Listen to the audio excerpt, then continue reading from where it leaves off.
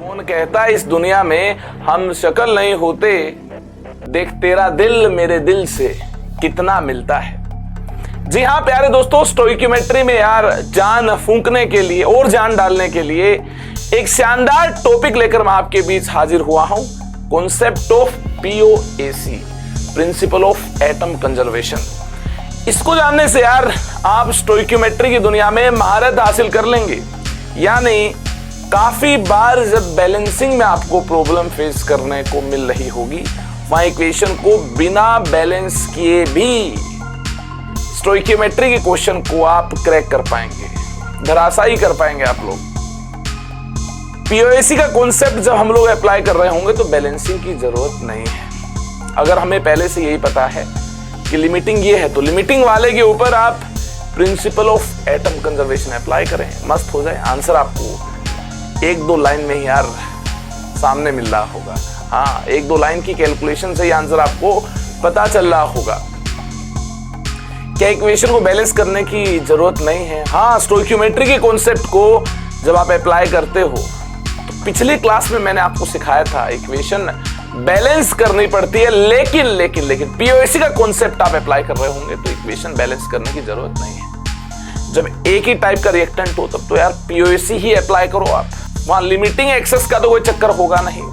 Reaction को limiting control करता है वैसे, अब यहाँ कंट्रोल करने वाली तो कोई बात है नहीं, जो है भैया वही तो रिएक्ट हो रहा होगा। तो इस पर आप पीओएसी का कॉन्सेप्ट अप्लाई कर दो, आंसर आ जाएगा। तो काफी बार मैंने आप पीओएसी बोला है, तो आप भी सोच रहे होंगे ये पीओएसी क्या है? प्रिंसिपल ऑफ एटम कंजर्वेशन, जो कि एक शानदार खूबसूरत कॉन्सेप्ट है। एक दो लाइन में यार आप लोग आंसर तक पहुंचने में कामयाब हो रहे होंगे। आज हम कॉन्सेप्ट ऑफ पीओएसी को जानेंगे, फिर क्वेश्चंस बेस्ड ऑन स्टोइक्योमेट्री की बात करें, जो कि यार पीओएसी अप्लाई करने से सोल्व हो रहे होंगे। स्टोइक्योमेट्री के वो तमाम क्वेश्चन जिनमें principal of atom conservation apply करने से हम फाइनल आंसर तक पहुंच रहे होंगे, उनकी हम बात करेंगे। या तो यार रिएक्टेंट एक ही टाइप का हो, या आपको लिमिटिंग के बारे में कंफर्म पता हो, तब आप पीओएसी का कॉन्सेप्ट अप्लाई कर देंगे कि इक्वेशन को बैलेंस करने की जरूरत है। बिल्कुल नहीं, बिना बैलेंस किए इक्वेशन को आप लोग यार फाइनल आंसर तक पहुंच पा रहे होंगे। प्रिंसिपल ऑफ एटम कंजर्वेशन को अप्लाई करने से कुछ रिलेशन आपको मिल रहे होंगे, कुछ क्वांटिटेटिव रिलेशनशिप आपको मिल रही होंगी, जिससे क्वेश्चन को हम सोल्व करने में कामयाब हो पाएंगे। प्रिंसिपल ऑफ एटम कंजर्वेशन क्या है? प्रिंसिपल ऑफ एटम कंजर्वेशन कहता है अगर एटम कंजर्व्ड है, if atoms are conserved, if mass is conserved, हाँ मास कंजर्व्ड होता है, एटम्स कंजर्व्ड होते हैं। एटम को ना ही क्रिएट किया जाता, ना ही डिस्ट्रॉय किया जाता हमारी नॉर्मल केमिस्ट्री में। न्यूक्लियर केमिस्ट्री की बात नहीं कर रहा हूं, नॉर्मल केमिस्ट्री की बात कर रहा हूं। जब यार 12 कार्बन इस तरफ है तो उस तरफ भी 12 कार्बन ही मिल रहे होंगे। या हम बोल सकते हैं YO के एटम्स आपको लेफ्ट हैंड साइड मिलते हैं तो YO के एटम्स आपको राइट हैंड साइड मिल रहे होंगे। जी हाँ, एटम कंजर्वेशन फॉलो होगा। अगर एटम कंजर्वेशन फॉलो होगा तो नंबर ऑफ मोल्स भी कंजर्व्ड होंगे। If atoms are conserved then number of moles shall also be conserved. जी हाँ, अगर नंबर ऑफ पार्टिकल्स कंजर्व्ड हैं तो नंबर ऑफ मोल्स तो यार number of particles by n ही तो है। जी हाँ, अगर ये कंजर्व्ड है, तो ये भी क्या होंगे? ये भी कंजर्व्ड होंगे। बिल्कुल सही बात है। जितना साधारण आपको एक कॉन्सेप्ट देखने में लग रहा है, क्या वाकई में उतना साधारण है? अगर आप इससे यार आसानी से डील करोगे तो आपको बिल्कुल सिंप्लिसिटी के साथ अप्लाई होता हुआ नजर आ रहा होगा। लेकिन इसमें आप अगर कॉम्प्लिकेशन लेकर आएंगे तो भैया फिर तो कहीं पर भी कॉम्प्लिकेशन ले आओ, आप जीवन में लेकर आओगे तो जीवन बिल्कुल बेकार हो जाएगा। अगर आप स्टोइक्योमेट्री की दुनिया में काफी कॉम्प्लिकेशन लेकर आओगे, जबरदस्ती का आप अगर यहां पर देखिए डिफिकल्टी लेवल बढ़ा रहे होंगे, तो उसका इलाज मेरे पास नहीं है। अगर आप मुझसे पूछेंगे पीओएसी का कॉन्सेप्ट आसान है या मुश्किल है? मुश्किल नहीं है भैया, बिल्कुल आसान, बेहद आसान है। ठीक है, तो देखिए पूरी कंसंट्रेशन के साथ देखेंगे तो आसान लग रहा होगा, नहीं तो बाद में भैया कहोगे कि इससे आसान तो बैलेंस कर लें। लेकिन कभी कभी बैलेंस करने से ज्यादा अच्छा है, बैलेंस करने से ज्यादा आसान रहेगा क्वेश्चन को यार देखते ही गोली मार देना, मतलब प्रिंसिपल ऑफ एटम कंजर्वेशन को अप्लाई करना। प्रिंसिपल ऑफ एटम कंजर्वेशन को हम अप्लाई करना सीख रहे होंगे इस प्यारी सी इक्वेशन में। KClO3 gives us KCl plus O2, ठीक है, KCl प्लस O2। रिएक्टेंट और प्रोडक्ट की क्वांटिटी को हमें देखिए यार रिलेट करना है, इतना अमाउंट रिएक्टेंट का तो कितना अमाउंट प्रोडक्ट का बन रहा होगा, ठीक है। तो इसके लिए देखिए हम प्रिंसिपल ऑफ एटम कंजर्वेशन अलग अलग प्रकार से अप्लाई कर रहे होंगे, पोटेशियम पर, क्लोरीन पर, ऑक्सीजन पर। पहले बात कर लें POAC पोटेशियम पर अप्लाई करने पर क्या मिल रहा होगा। Apply POAC on potassium. Principal of atom conservation को अगर पोटेशियम पर अप्लाई किया जाए तो देखिए मान लेंगे NKClO3 के मोल है NKClO3, तो मान लेंगे, ठीक है, प्रिंसिपल ऑफ एटम कंजर्वेशन हमें पोटेशियम पर अप्लाई करनी, तो मान लेंगे KClO3 के नंबर ऑफ मोल्स है NKClO3, ये KClO3 के नंबर ऑफ मोल्स है, ये नंबर ऑफ मोल्स KClO3 के हैं। अगर KClO3 के नंबर ऑफ मोल्स NKClO3 हैं तो पोटेशियम के मोल कितने होंगे। एक KClO3 है तो भैया पोटेशियम का 1 मोल होगा, 2 KClO3 पोटेशियम के 2 मोल होंगे, मतलब जितने KClO3 है ना उतने ही पोटेशियम के मोल होंगे। देख लो आप 1 KClO3 में 1 पोटेशियम है। तो मुझे लगता है एटम्स के अगर मोल आपको फाइंड करने हैं तो मॉलिक्यूल्स के मोल को उस एटम के रिस्पेक्ट में जो एटॉमिसिटी है उससे मल्टीप्लाई करना होगा। हाँ 1 से मल्टीप्लाई करना होगा। पोटेशियम लेफ्ट हैंड साइड तो इसी में है, राइट हैंड साइड पोटेशियम किस में है, KCl में है। तो number of moles of potassium in KCl, हाँ KCl में कितना पोटेशियम है। अगर KCl के मोल NKCl, ध्यान से देखिए KCl के मोल NKCl है, KCl के मोल NKCl है। क्लियर हुई बात, ठीक है। 1 KCl में 1 पोटेशियम है, 1 KCl में 1 पोटेशियम है।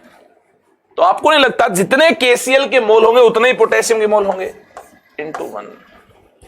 हाँ मॉलिक्यूल के मोल से एटम के मोल अगर हमें फाइंड करने हो तो भैया उस एटम के रिस्पेक्ट में जो भी एटोमिसिटी है एक मॉलिक्यूल में उस टाइप के जितने भी एटम उस नंबर से आप मल्टीप्लाई कर दो, एटम के मोल आ जाएंगे। ये हमारे पास पोटेशियम एटम के मोल लेफ्ट हैंड साइड है, ये हमारे पास पोटेशियम एटम के मोल राइट हैंड साइड है। अगर पोटेशियम एटम के मोल लेफ्ट हैंड साइड और राइट हैंड साइड सेम है क्योंकि पोटेशियम एटम्स कंजर्व्ड होंगे, ठीक है, ऐसा है तो क्या इक्वेट किया जा सकता है। हाँ इक्वेट किया जा सकता है, ये लीजिए ये इक्वेट किया, number of mole of K in KClO3, number of mole of K in KCl, ये हमने इक्वेट कर दिया। पोटेशियम पर हमने प्रिंसिपल ऑफ एटम कंजर्वेशन को कर दिया अप्लाई, और इस प्रकार से बिंदास तरीके से हम लोग यार वैल्यूज को यहां पुट कर रहे होंगे, इसके मोल पुट कर रहे होंगे तो इसके मिल रहे होंगे, इसके मोल पुट कर रहे होंगे तो इसके मिल रहे होंगे। अब हम क्लोरीन पर POAC अप्लाई करेंगे तो सिमिलर रिजल्ट हमें यहां से मिल जाएगा। Apply POAC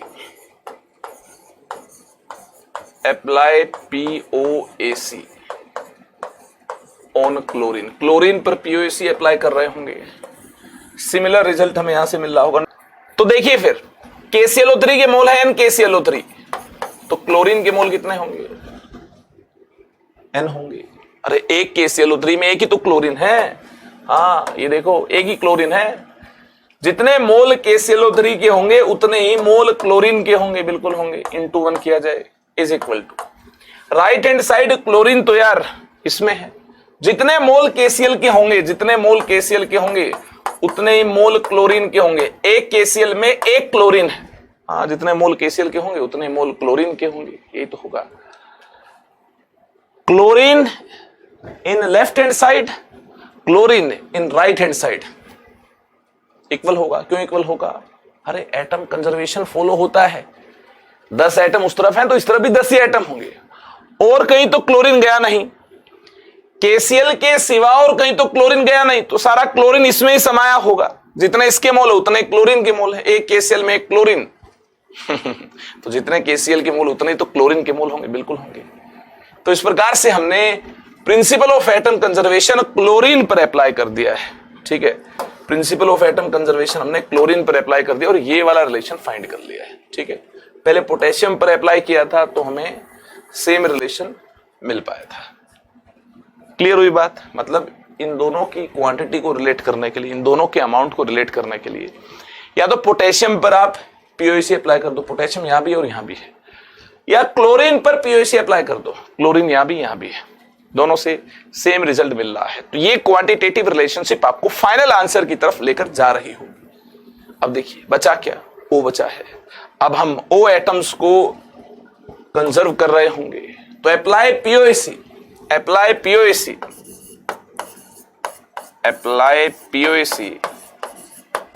on O।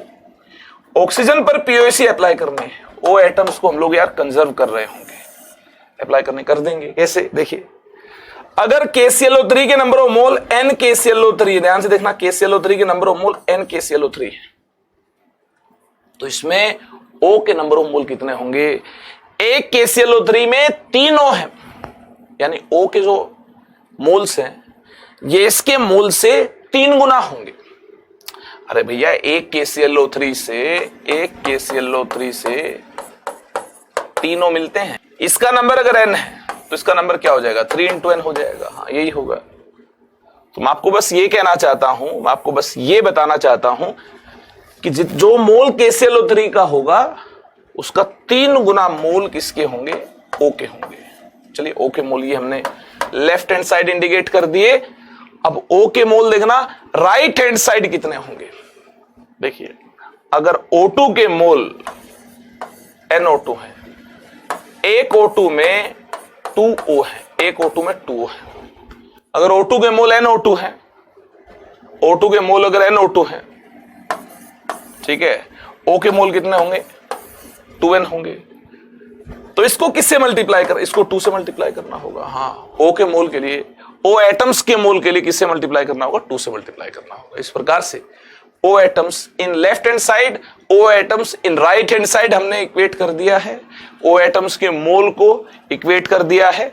अगर number of O atom left hand side right hand side same होंगे तो इस प्रकार से नंबर ऑफ मोल भी इनके क्या होंगे? सेम होंगे। तो यहां से हमने देखिए एक और क्वांटिटेटिव रिलेशनशिप यहां एस्टेब्लिश कर ली है, जिससे क्वेश्चन सोल्व करने में हमें बेहद आसानी हो रही होगी। क्वेश्चन सोल्व करने में हमें बिल्कुल आसानी हो रही होगी। ये पीओसी का कॉन्सेप्ट हमने सीख लिया इस पर्टिकुलर एग्जाम्पल के अंदर। ठीक है, इस पर्टिकुलर एग्जाम्पल को ट्राई करना, क्वांटिटेटिव रिलेशनशिप हमें यहाँ पर एस्टेब्लिश करनी है। तो मेथड 1 हमने देखा, ये मेथड 1 हमने देखा। ठीक है, पीओसी का कॉन्सेप्ट अप्लाई करते हुए हमने यार मेथड 1 के अंदर जाना किस प्रकार से क्वांटिटेटिव रिलेशनशिप यहां पर एस्टेब्लिश की जा सकती है, हो सकती है। अब हम लोग क्या कर रहे होंगे? अब हम लोग मेथड 2 जो लास्ट सेशन में हमने सीखा था, कॉन्सेप्ट ऑफ मोल रेशियो, उससे देखेंगे कैसे रिलेशनशिप वहां से मिलती है। हाँ, वहां से भी ऐसी रिलेशनशिप हमें मिल रही होंगी। मेथड 2 की हम बात करेंगे। बैलेंस कर दो इसको, 2KClO3 gives us, बैलेंस कर देंगे इसको, 2KClO3 gives us 2KCl plus 3O2, balance करना होगा। ठीक है, इसके अगर मोल हमारे पास हैं इस प्रकार से NKClO3, इसके मोल NKClO3 हैं, इसके मोल NKCl हैं, इसके मोल NO2 हैं। ठीक है, इसके मोल लिख लो NKClO3 हैं, इसके मोल लिख दो NKCl हैं, इसके मोल लिख दो NO2 है। ठीक है, मान लेंगे। तो कोफिशिएंट से डिवाइड करने पर ये जो मोल रेशियो, कोफिशिएंट से डिवाइड करने पर जो मोल रेशियो मिलता है ये इक्वल होगा। लास्ट सेशन में हमने कॉन्सेप्ट ऑफ मोल रेशियो देखा। ठीक है, ये इक्वल होगा इस प्रकार से। हाँ, सभी के रिस्पेक्ट में जो मोल रेशियो लिया गया है ये इक्वल होगा। और यहां से जो रिलेशन मिल रहे होंगे ये वही मिल रहे होंगे जो आपने पीओसी अप्लाई करने से एस्टेब्लिश किए। देखना, इस 2 से 2 कैंसिल हो जाए तो NKClO3 is equal to NKCl मिल रहा है। हाँ, एक रिलेशन ये मिल रहा है। दूसरा, आप एक काम कीजिए, इस 3 को तो यहां भेज दीजिए और इस 2 को यहां भेज दो। ठीक है, इस 2 को यहां भेज दो। ऐसा काम करना जरा, क्या मिलता है यहां से? दूसरा रिलेशन आपको ये मिल रहा होगा, ये 3 इसके साथ मल्टीप्लाई होगा। हाँ, KClO3 के नंबर ऑफ मोल्स के साथ ये 3 मल्टीप्लाई होगा, NKClO3 इंटू 3, NKClO3 इंटू 3, हाँ, इसके साथ मल्टीप्लाई होगा। और 2 इसके साथ मल्टीप्लाई होगा, 2 इंटू NO2, ये शानदार रिलेशन हमें यहां से मिल जाएगा। क्लियर हुई बात? और यही रिलेशन हमें देखिए यहां से मिल पाए थे। हाँ, अरे वाह, जो बैलेंस करने से रिलेशन मिल रहे थे वैसे रिलेशन हमने देखिए बिना बैलेंस किए by using concept of principal of atom conservation, ठीक है, इसको अप्लाई करने से यार एस्टेब्लिश कर लिए। है ना मजेदार टेक्निक, है ना, एक खूबसूरत अंदाज में आप लोग यार कम टाइम में क्वेश्चन सोल्व कर पा रहे होंगे। काफी सारे बच्चे बोलेंगे सर इसमें तो हमें देखिए इतना सब कुछ लिखने की जरूरत हुई, और मोल रेशियो वाले कॉन्सेप्ट में तो देखिए बहुत कम लिखने से ही हमने क्वेश्चन सोल्व कर लिया।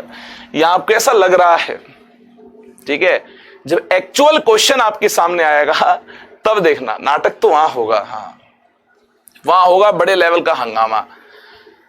अगर आप स्टोइकियोमेट्री के क्वेश्चन को मोल रेशियो के कॉन्सेप्ट से सोल्व कर रहे हो और प्रिंसिपल ऑफ एटम कंजर्वेशन से आप अप्रोच कर रहे हो, यकीन मानिए पीओएसी के कॉन्सेप्ट से आप जल्दी आंसर तक पहुंच पाएंगे, यकीन मानिए। प्रैक्टिस कर रहे होंगे तो यार आप जानेंगे है ना मैं क्या कहना चाहता हूं, जो मेरे बोल हैं इनका मतलब क्या है, तभी जान पाएंगे आप लोग, महसूस तभी कर पाएंगे आप जब आप लोग खुद से अप्लाई करोगे। ठीक है, अब यार बार बार तो मैं आपको मोल रेशियो का कॉन्सेप्ट अप्लाई करना सिखाऊंगा नहीं, क्योंकि इसके बारे में हमने लास्ट सेशन में डिटेल में बात कर ली है। ठीक है, अब हम पीओएसी के कॉन्सेप्ट को एक बार और, हाँ, एक और एग्जांपल के अंदर अप्लाई करना सीख लेंगे, हमें महारत हासिल हो जाएगी। ठीक है, फिर हम क्वेश्चंस के अंदर अप्लाई कर रहे होंगे, वहां से भी हमें काफी कॉन्फिडेंस मिल जाएगा। जैसे हमारे पास है P4 plus O2, P4 plus O2, ठीक है, P4 प्लस O2 अगर एक दूसरे के साथ कंप्लीटली रिएक्ट हो रहे हैं, अगर लिमिटिंग एक्सेस वाली कोई बात नहीं है, कंडीशन ये क्वेश्चन में ऐसे स्टेटमेंट दी होगी, दे रिएक्ट कंप्लीटली, ऐसा दिया होगा आपको। ठीक है, दे रिएक्ट कंप्लीटली, अगर ऐसा कुछ दिया है और यह बन रहा है P4O6 बन रहा है, P4O10 बन रहा है, अगर ये आपस में कंप्लीटली रिएक्ट हो रहे हैं, P4O6 बन रहा है, P4O10 बन रहा है, तो भैया बताइए पीओएसी का कॉन्सेप्ट अप्लाई करने पर किस प्रकार के शानदार रिलेशन आपको मिलते हैं। अगर एक कंप्लीट रिएक्शन हुई है, हाँ, एक दूसरे के साथ कंप्लीटली रिएक्ट हुई, कंडीशन आपको दे रखी होगी, क्वेश्चन में बात आपको दे रखी होगी, तो एक काम कीजिए, apply POAC, apply POAC principal of atom conservation on phosphorus, apply POAC on phosphorus. Phosphorus पर हम लोग यार principal of atom conservation apply कर रहे हो। P4 के नंबर ऑफ मोल NP4 हैं, तो P एटम्स के नंबर ऑफ मोल कितने होंगे इंटू 4। हाँ, P4 को तोड़कर देखिए 4P, इसके नंबर ऑफ मोल N है, तो P एटम्स के नंबर ऑफ मोल कितने होंगे 4 इंटू N होंगे। हाँ, बिल्कुल होंगे। Number of moles of P atoms, ठीक है, in left hand side will be equal to number of moles of P atoms in right hand side. Right hand side P atoms दो जगह मिल रहे हैं, कुछ यहां मिल रहे हैं, कुछ यहां मिल रहे हैं। मान लेते हैं X मोल यहां से मिलते, Y मोल यहां से मिलते, तो टोटल राइट साइड कितना मिलता है X प्लस Y। हाँ, यही करना होगा। हाँ, अगर P एटम्स के मोल यहां से X मिलते हैं, यहां से Y मिलते हैं, तो टोटल तो X प्लस Y करना होगा। मतलब ये जो 4 इंटू NP4 है, ये दो जगह डिस्ट्रीब्यूट हो रहे हैं। हाँ, यहां से मिलने वाले नंबर ऑफ मोल्स को ऐड करना होगा, ठीक, और यहां से मिलने वाले नंबर ऑफ मोल्स को हमें ऐड करना होगा। ठीक है, इन दोनों को आपस में ऐड करना होगा, इससे हमें टोटल P एटम्स के मोल मिल जाएंगे जो राइट हैंड साइड होंगे। अगर ध्यान से देखिए, अगर हमारे पास P4O6 के नंबर ऑफ मोल NP4O6 है, तो जितने इसके होंगे इसके 4 गुना P एटम्स के मोल होंगे। हाँ, जैसे हमने यहां बात की वैसे ही इसके लिए बात कर लेंगे। इसके रिस्पेक्ट में एटॉमिसिटी 4 है, इससे मल्टीप्लाई करना होगा। ठीक है, ये टूटेगा तो इस एक P4O6 से 4 P मिलेंगे। 4 गुना मिल लेंगे, नहीं मिले? हाँ, जितने इसके मोल होंगे इससे 4 गुना P एटम्स के मोल होंगे, बिल्कुल होंगे, प्लस जितने इसके मोल होंगे 4 गुना P एटम्स के मोल होंगे into 4। Total number of mole of P atoms आपको ये मिल रहे होंगे, total number of moles of P atoms आपको राइट हैंड साइड ये मिल रहे होंगे। Total number of mole of P atoms, ठीक है, आपको यार ये मिल रहे होंगे in right hand side, in right hand side, और total number of mole of P atoms in left hand side ये मिल रहे होंगे, total number of mole of P atoms, ठीक है, इन लेफ्ट हैंड साइड आपको ये मिल रहे होंगे, इन लेफ्ट हैंड साइड आपको ये मिल रहे होंगे। और इस प्रकार से इक्वेट करने पर पी एटम्स पर प्रिंसिपल ऑफ एटम कंजर्वेशन वाली जो कहानी है यार अपनी अप्लाई हो रही होगी, ठीक है, अपन लोग अप्लाई करने में कामयाब हो रहे होंगे। चलिए पी एटम्स पर तो हमने अप्लाई करना सीख लिया है, अप्लाई पीओसी बात करेंगे, ओ एटम्स पर अप्लाई करेंगे, apply POC on O atoms. अब हम लोग ओ एटम्स पर प्रिंसिपल ऑफ एटम कंजर्वेशन को अप्लाई कर रहे होंगे। जरा देखिए, अगर नंबर ऑफ मोल O2 के, नंबर ऑफ मोल O2 के NO2 है, तो बताइए ओ एटम के मोल कितने होंगे? अरे 2 टाइम्स होंगे ना यार, ये स्प्लिट होगा ऐसे, इसके मोल n है, तो ओ एटम्स के मोल कितने होंगे? 2n होंगे, ठीक है। तो देखिए फिर इसको 2 से मल्टीप्लाई करना होगा, और ओ एटम्स 2 जगह गए, कुछ यहां और कुछ यहां, दोनों से कंट्रीब्यूशन लेना हो। यहां से अगर अल्फा मोल मिलते हैं ओ एटम्स के, यहां से बीटा मोल मिलते हैं, दोनों को ऐड करना होगा।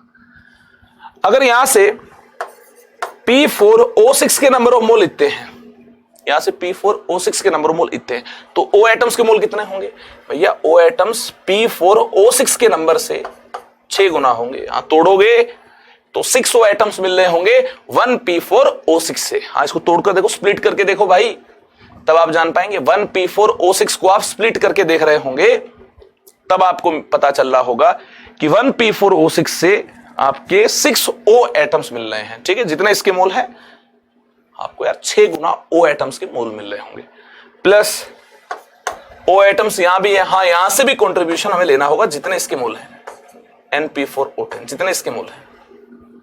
इसके कितने गुना ओ एटम्स के मोल होंगे? 10 गुना ओ एटम्स के मोल होंगे, इंटू 10 करना होगा। हाँ, 10 गुना ओ एटम्स के मोल होंगे, इंटू 10 करना होगा। किया? ये लीजिए, हाँ ये लीजिए। तो इस प्रकार से शानदार तरीके से हमने यार ओ एटम जितने राइट साइड है वो लिख लिए, ओ एटम जितने लेफ्ट साइड है वो लिख लिए, और principal of atom conservation apply करना एक और बेहतरीन शानदार एग्जाम्पल के अंदर देख लिया है, ठीक है। चलिए इसके बाद आगे चल रहे होंगे और बात कर रहे होंगे यार हम कुछ शानदार क्वेश्चंस की, पीओसी के कॉन्सेप्ट को मजबूत बनाने के लिए हम लोग आगे बढ़ रहे होंगे। ये हमारे सामने एक बेहतरीन क्वेश्चन है। 27.6 gram of K2CO3 was treated with series of reagent. काफी सारे रिएजेंट से इस 27.6 ग्राम ऑफ K2CO3 को ट्रीट किया गया, so as to convert all of its carbon, सभी कार्बन को, इनटू K2ZN3FeCN6 ट्वाइस। सभी कार्बन को इसमें कन्वर्ट कर दिया। Calculate weight of the product, product का वेट बता दो, प्रोडक्ट का क्या बता दो? वेट बता दो, ठीक है। सॉल्यूशन देखेंगे इसका।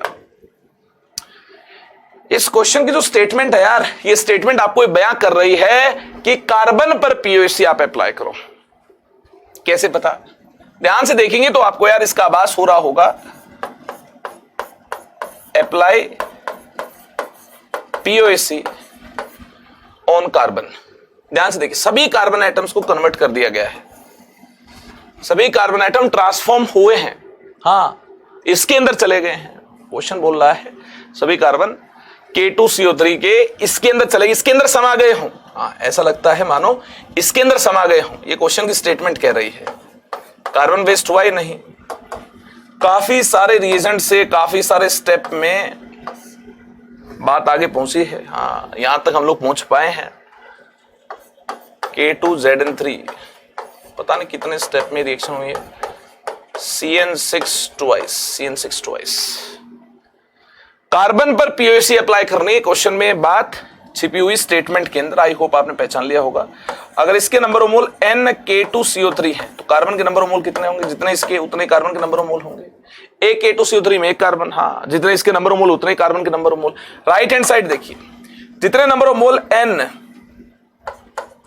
K2ZN3 Fe CN6 ट्वाइस इसके, जितने नंबर ऑफ मोल इसके हैं, ठीक है, इससे कार्बन के नंबर ऑफ मोल कितने टाइम्स होंगे? देखिए इस एक मॉलिक्यूल में कार्बन 12 गुना है, इस एक में 12 कार्बन है। 1K2ZN3 FeCN6 twice contains 12 carbon, 6 2 12। हाँ यहां देखिए ब्रैकेट के बाहर 6 लिखा हुआ है और यहां ब्रैकेट के बाहर 2 लिखा हुआ है, तो 6 2 12। हाँ एक मॉलिक्यूल में 12 कार्बन है, मतलब जितने मोल इसके होंगे कार्बन एटम्स के मोल 12 गुना होंगे। बात समझ आई कि नहीं आई? बात पकड़ आई कि नहीं आई? अरे बात पकड़ में आई कि नहीं आई? आ गई, वेरी गुड। तो इस प्रकार से रिएक्टेंट और प्रोडक्ट में एक शानदार क्वांटिटेटिव रिलेशन आप लोग एस्टेब्लिश करने में कामयाब हो गए हैं, ठीक है। नंबर ऑफ मोल को लिखने का ये वाला तरीका तो आप लोग जानते ही होंगे, mass by molar mass, mole concept का एक खूबसूरत फंडा आप जानते होंगे। तो एक काम करते हैं, यहां लिखते हैं mass by molar mass, K2CO3 के मोल को लिखने का एक तरीका, मास बाय मोलर मास, ठीक है। मास दिया हुआ है 27.6, ठीक है, ये मास दिया हुआ है 27.6। मोलर मास भी दे रखा है, हाँ मोलर मास भी दिया है 138। Very good, very nice. Right side 12 into mass by molar mass, इसके नंबर ऑफ मोल लिखने का जरिया देखिए क्या होगा। इसका मास हमें बताना है, लेट कर लेंगे, इसका मास जो होगा वो x होगा, divided by molar mass, divided by molar mass जो कितना है 698 है, इसका 698 है। सोल्व कर लो भाई, हाँ सोल्व करने में कोई परेशानी आपको नहीं होनी चाहिए। यहां से देखिए क्या मिलता है, यहां 60 होगा, हाँ बिल्कुल 60 होगा यहां पर। क्लियर है कि नहीं है? x is equal to 698 by 60, 698 by 60, ऐसा कुछ मिलेगा? बोलो मिलेगा कि नहीं मिलेगा? चलिए देखते क्या मिलता है।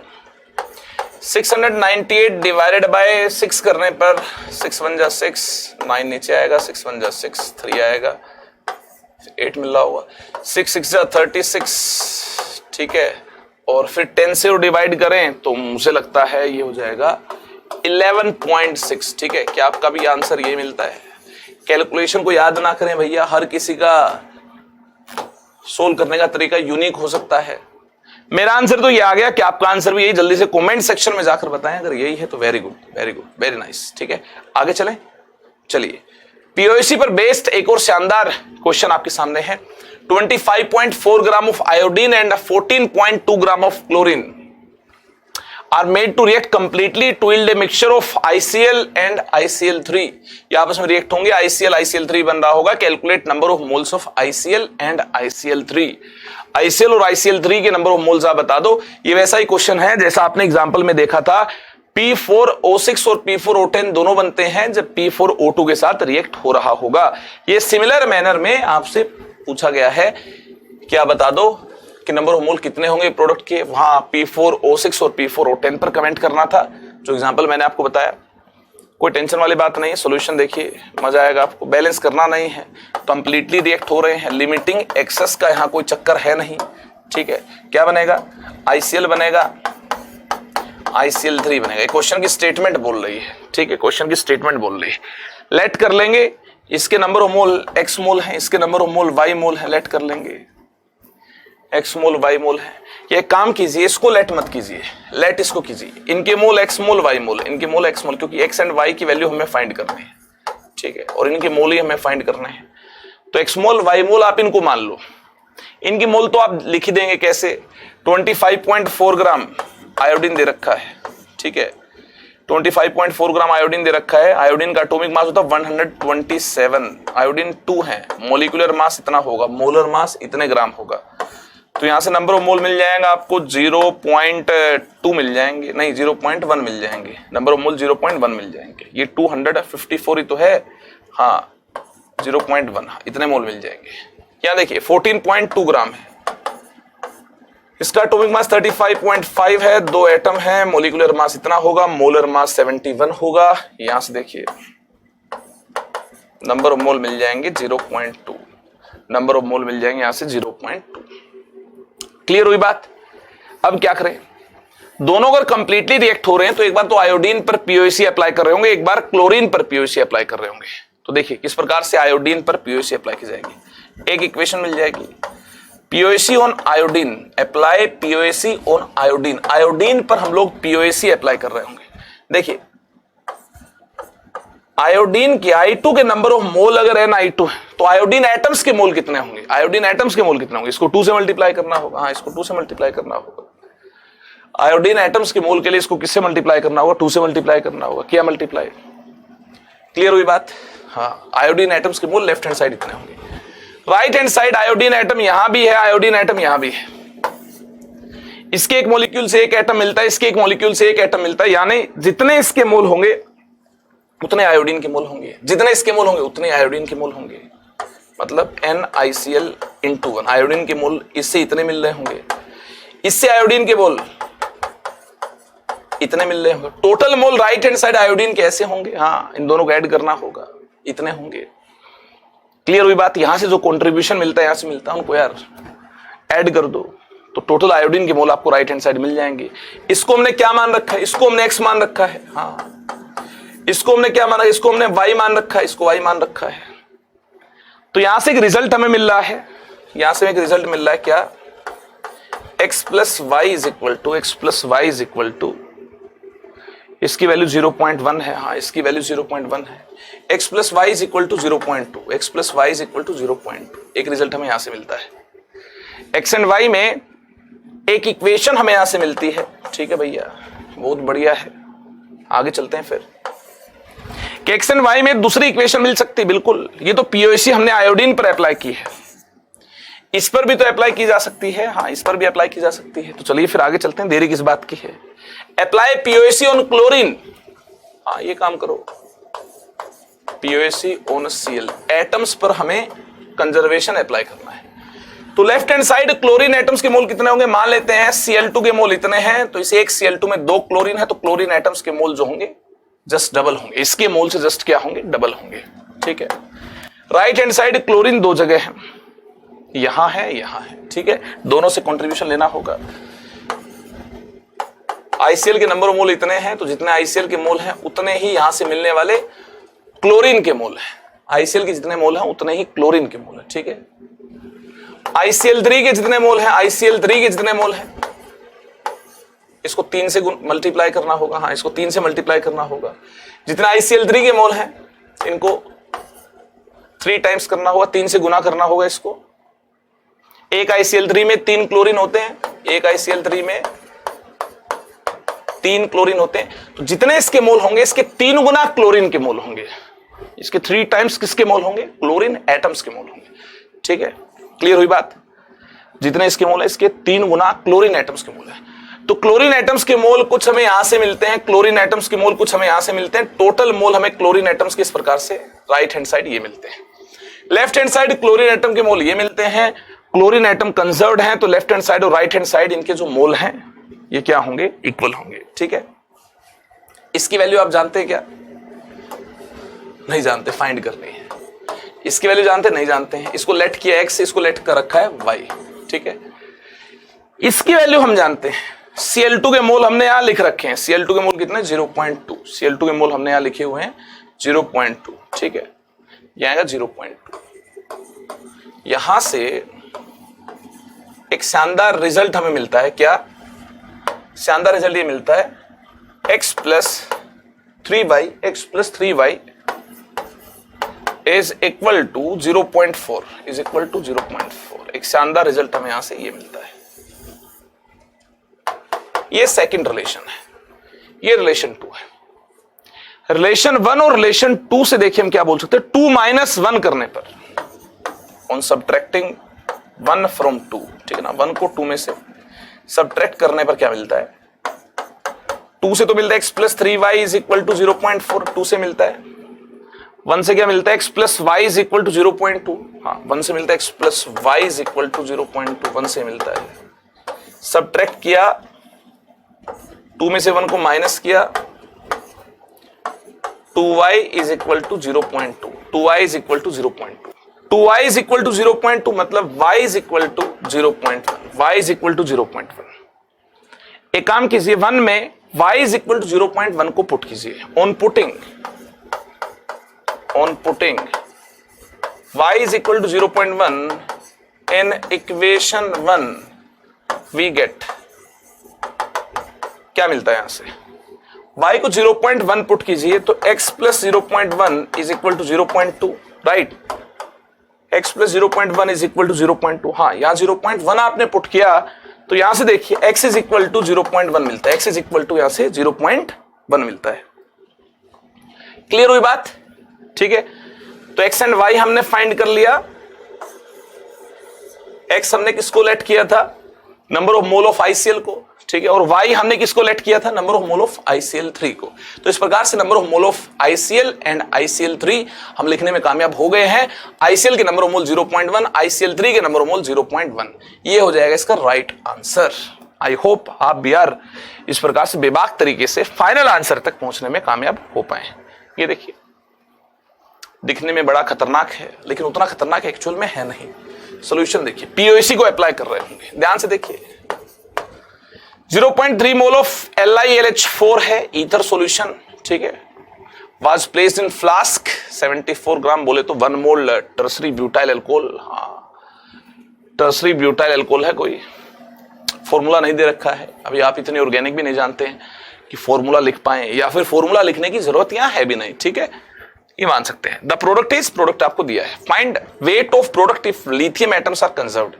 लिथियम एटम्स कंजर्व्ड है तो भाई आपको टेंशन लेने की जरूरत नहीं है। LiAlH4 किसी अननोन के साथ रिएक्ट हुआ, ठीक है, किसी के साथ रिएक्ट हुआ, फॉर्मूला अननोन है इसलिए अननोन बोल रहा हूं, ठीक है, फॉर्मूला हमने लिखा नहीं है, दिया नहीं है, यू लिख दिया मैंने इसको, रिएक्ट हुआ और ये बना लिया। टर्सरी ब्यूटाइल अल्कोहल नहीं भी दिया होता है, LiLH4 किसी के साथ रिएक्ट हुआ और ये बना, इतना दिया होता तब भी इसको इसी प्रकार से सोल्व कर रहे होते। ये लीजिए फॉर्मूला लिख दिया, ठीक है। बोला का लिथियम एटम कंजर्व्ड है भाई, तो जितने मोल LiLH4 के होंगे उतने मोल लिथियम के होंगे लेफ्ट हैंड साइड। एक LiLH4 में एक लिथियम मिलता है, और जितने मोल right hand side NLiAlH C12H27O3 होंगे, जितने मोल इसके होंगे LiAlHC12H27O3 जितने मोल इसके होंगे उतने मोल लिथियम के होंगे। भाई लिथियम एटम्स कंजर्व्ड है बिल्कुल, जितने मोल इसके होंगे उतने मोल यार लिथियम के होंगे।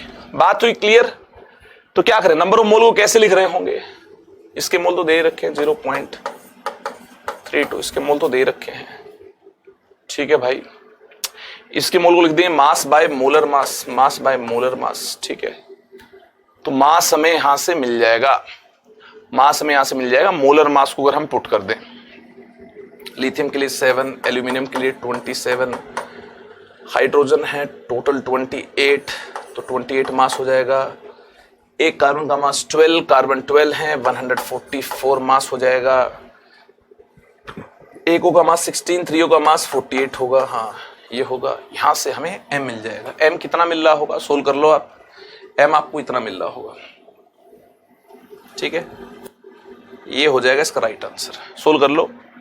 m इज इक्वल टू 81.28, ये हो जाएगा इसका राइट आंसर। और बेहतरीन शानदार क्वेश्चन आपके सामने, in gravimetric determination of phosphorus aqueous solution of dihydrogen phosphate ion H2PO4 minus is treated with a mixture of ammonium and magnesium ions to produce magnesium ammonium phosphate. Formula आपको दिया है, this is heated, इसको heat किया गया, decompose to magnesium pyrophosphate Mg2P2O7। और आगे दे रखी है आपको एक statement, A solution of H2PO4 minus yield 2.22 gram of Mg2P2O7, ठीक है। What weight of NaH2PO4 was present originally? कितना वेट स्टार्टिंग में NaH2PO4 का प्रेजेंट होगा। देखिए क्वेश्चन में जो पहली लाइन है इसमें राज की बात छिपी है। राज ये है कि डिटर्मिनेशन की गई है P की, जिसकी डिटर्मिनेशन एक्सट्रैक्शन की होती है या जिसकी डिटर्मिनेशन एक्सट्रैक्शन का जिक्र मिलता है क्वेश्चन में, उसे हमें कंजर्व कर देना है, उसकी कंजर्वेशन को हमें अप्लाई कर देना है। देखिए यहां पर POAC अप्लाई होगी, apply POAC on phosphorus. Phosphorus पर हमें POAC को अप्लाई करना है, ठीक है, कर देंगे, कोई टेंशन वाली बात नहीं है। जितने मोल फास्फोरस के स्टार्टिंग में होंगे उतने मोल फास्फोरस के लास्ट में होंगे। कॉन्सेप्ट ये, बीच वाले कहानी बेकार है, लेकिन लिख लेते हैं आपकी अंडरस्टैंडिंग के लिए, बीच वाले कहानी को लिख लेते हैं। क्या दिया है, स्टार्टिंग में बोल रखा है कि जो H2PO4 माइनस आयंस हैं, ये H2PO4 माइनस आयंस यहां से मिलते हैं। कहानी यहां से स्टार्ट हुई है, ठीक है, H2PO4 माइनस आयंस यहां से मिलते हैं। जो H2PO4 माइनस आयंस यहां से मिलते हैं, इन आयंस को ट्रीट किया गया है, हाँ फर्दर इन आयंस को ट्रीट किया गया है। Mg2+ NH4+ कंटेनिंग सॉल्यूशन से इन आयंस को ट्रीट किया गया है। तो क्या बनता है, मैग्नीशियम अमोनियम फॉस्फेट बनता है, ये बता रखा है, ये बनता है MgNH4। जो बोल रखा है, जो बता दिया है, ठीक है, उसको ही हम बयां कर देंगे, टेंशन नहीं लेनी है, ये बनता है, कोई टेंशन वाली बात नहीं है। इसके बाद बोल रखा है this is heated and decompose to magnesium pyrophosphate, ठीक है, मैग्नीशियम पायरोफॉस्फेट इज Mg2P2O7। और इस प्रकार की कहानी से हमें 2.22 ग्राम मैग्नीशियम पायरोफॉस्फेट मिलता है, ये मिलता है 2.22 ग्राम। क्लियर हुई बात, ठीक है। पूछा क्या है, बता दो इसका वेट ओरिजिनली कितना होगा। पी पर आप पीओसी अप्लाई कर रहे होंगे तो जितने इसके मोल होंगे इसमें उतने ही पी के मोल होंगे, ठीक है। क्यों, एक Na2HPO4 के अंदर एक फास्फोरस, जितने इसके मोल होंगे उतने ही फास्फोरस के मोल होंगे, ठीक है। जितने NaH2PO4 के मोल होंगे, उतने ही फास्फोरस के मोल होंगे। एक NaH2PO4 में एक फास्फोरस है, जितने इसके मोल उतने ही फास्फोरस के मोल, ठीक है। ये हमने P के मोल लेफ्ट हैंड साइड लिख लिए। राइट हैंड साइड P के मोल कितने होंगे, लास्ट में ये बना है, जितने मोल इसके होंगे, ध्यान से देना, Mg2P2 जितने मोल इसके होंगे, इसके 2 गुना मोल फास्फोरस के हो जाएंगे। एक Mg2P2O7 में 2 फास्फोरस है, ठीक है। जितने इसके मोल होंगे इसके 2 गुना मोल हो जाएंगे फास्फोरस के, ठीक है भैया। इसको 2 से मल्टीप्लाई किया। क्लियर हुई बात, इसमें कोई डाउट तो नहीं। तो देखिए, ध्यान से देखिए, इसका मास कितना दिया, 2.22 दिया है। मोलर मास से डिवाइड कर दो इसको, इसका मास 2.22 दिया, मोलर मास से डिवाइड कर दो। Mg2P2O7, मैग्नीशियम का मास 24 इंटू 2 करना होगा, प्लस फॉस्फोरस का मास 31 इंटू 2 करना होगा, प्लस O का मास 16 इंटू 7 करना होगा। यहां से 48 प्लस 62 प्लस 112 हमें यहां से मिलता है 110 प्लस 112, वीआईपी नंबर 222 मिलता है, 222 मिलता है, ठीक है। 222 ऐड करने पर इतना मिलता है, इसका मोलर मास इतना मिलता है। तो नंबर ऑफ मोल इसके हमने लिख लिए। इसके नंबर ऑफ मोल कैसे लिख रहे होंगे, मास बाय मोलर मास ऐसे लिख रहे होंगे। मास हमें पता करना है और इसका मोलर मास क्या होगा, इसको लिख लें। 23 सोडियम का, हाइड्रोजन का 1, 2 हाइड्रोजन इंटू 2, प्लस फॉस्फोरस का 31, ऑक्सीजन का 16, लेकिन ऑक्सीजन 4 है, इंटू 4, ऐसा ही करना होगा। तो यहां से देख क्या मिलता है, 23 प्लस 2 25, 25 प्लस 31 ये हो गया 56 हो गया, हाँ 25 प्लस 31 56 हो गया, प्लस 64 ये 120 हो गया, 120 हो गया ये, ठीक है। तो m बाय 120, तो यहां से हमें m मिल जाएगा 0.01 मिलता है ये, ठीक है, 0.01 मिलता है। Number of mole Mg2P2O7 0.01। ये 0.01 इस 2 के साथ मल्टीप्लाई होगा 0.02 हो जाएगा, और m is equal to 120 into 0.02 यानी 2.40 ग्राम, यानी 2.40 ग्राम। ये हो जाएगा इसका फाइनल आंसर। आई होप आप भी इसके फाइनल आंसर तक पहुंच पाए होंगे। देखिए पूरी रामायण आपको दे रखी है, कितना ज्यादा आपको क्वेश्चन में दिया है, लेकिन कॉन्सेप्ट तो यही यूज होगा कि स्टार्टिंग में जो फास्फोरस के मोल हैं, बाद में जो फास्फोरस के मोल हैं, ये सेम है। बस एक लाइन में ही क्वेश्चन का आंसर आ गया है। ये तो आपको समझाने के लिए इतना बयां किया मैंने, वरना एक लाइन में इसका आंसर आ गया है। जी हाँ, गजब की टेक्निक है पीओएसी, एक शानदार बेहतरीन अंदाज में हम लोग यार क्वेश्चन के फाइनल आंसर तक पहुंच पाएंगे, मजेदार अंदाज में। I hope principal of atom conservation आपको यार ये टेक्निक पसंद आई होगी, और अब आप लोग ढेर सारे क्वेश्चन में प्रिंसिपल ऑफ एटम कंजर्वेशन को अप्लाई कर रहे होंगे। ठीक है, यूं ही यार धमाकेदार अंदाज में केमिस्ट्री सीखने के लिए यहाँ आते रहें और जीवन की इस भागदौड़ में आगे बढ़ते रहें। अपना ख्याल रखें और खूब सारी मेहनत करते रहें। एक बार फिर से हमारी मुलाकात हो रही होगी एक और पावरफुल सेशन के अंदर, जिसमें हम लोग गजब की रसायन को जान रहे होंगे। Bye bye, take care, love you all, thank you so much.